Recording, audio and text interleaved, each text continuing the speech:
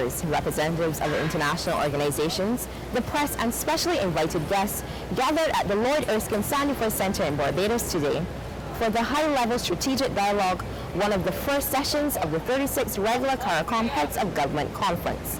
The dialogue theme, CARICOM, Vibrant Societies, Resilient Economies, a Partnership for Implementation, was moderated by Sir George Allen, Chancellor of the University of the West Indies. The session was opened by Senator the Honourable Maxine McClean, who welcomed guests to Barbados and stressed the importance of inclusiveness for the creation of sustainable economies throughout the region. We are at a critical time regionally and indeed globally. The world is seeking to craft a new global development agenda. A hallmark characteristic of this agenda is inclusiveness.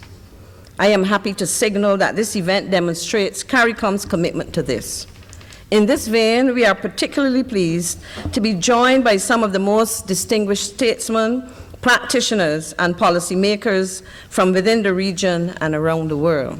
Prime Minister of Barbados, Freundel Stuart, further emphasized the necessity of inclusiveness by giving the example of multi-regional catastrophe risk assurance collaboration between CARICOM member states. Initiatives like the Caribbean Catastrophe Risk Insurance Facility, another example of Caribbean ideas and dynamism at work. This agency was established to cater to the needs of disadvantaged CARICOM countries in the event of natural disasters and other eventualities. It is the first multi-country risk pool in the world and the first insurance instrument to successfully develop a parametric policy backed by both traditional and capital markets. Secretary General of the United Nations, Ban Ki-moon, also addressed the audience. Mr. Ban pointed out that Barbados was the launching point of Small Island Developing States, otherwise known as SIDS.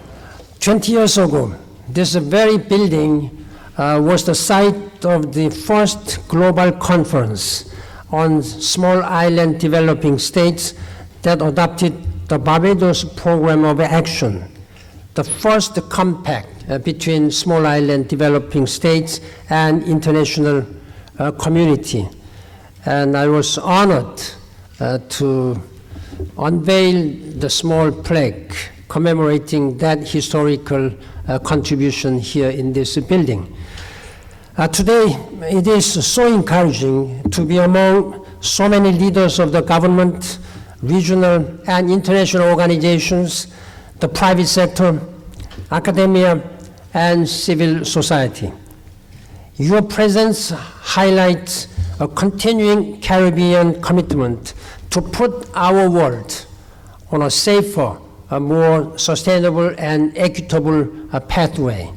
Secretary General of the Commonwealth, Kamalesh Sharma, pointed to the youth as the major focus for regional sustainability and outlined the Commonwealth programs which assisted with this goal. We started the Youth Development Index with the help of the University of West Indies. Sir George is here. I'm delighted to say we actually started professionalization in youth work, diploma, and getting graduate degrees.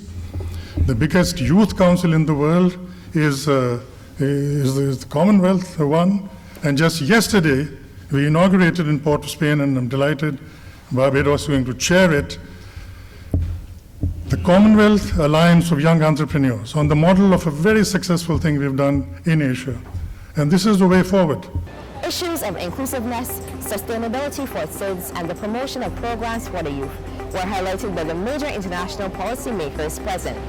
These thought-provoking issues were expected to challenge leaders and decision-makers as they deliberate over the next 3 days. I am Aisha Reed reporting for the BGIS YouTube channel.